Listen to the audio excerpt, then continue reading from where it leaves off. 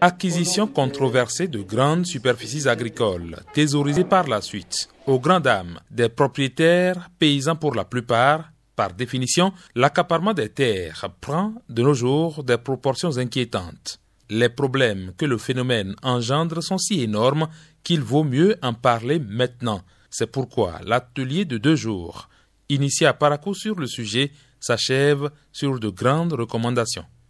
À l'endroit de l'ANDF, poursuivre la mise en place du système national d'information foncière, assurer la vulgarisation du CFD dans toutes les langues nationales, à l'endroit des communes, poursuivre la mise en place des organes locaux de gestion foncière, commission de gestion foncière COGEF et section villageoise de gestion foncière SVGF.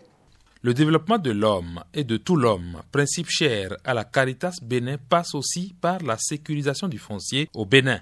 Synergie paysanne, qui mène déjà des combats dans ce sens, trouve donc un partenaire privilégié avec qui faire désormais chemin.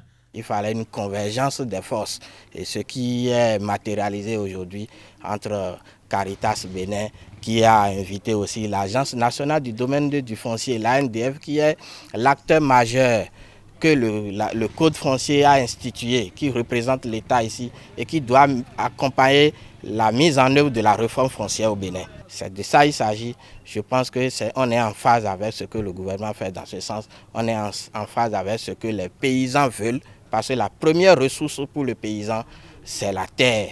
Il faut donc prendre conscience de cette réalité et au-delà, changer de paradigme face à l'accaparement des terres dans notre pays.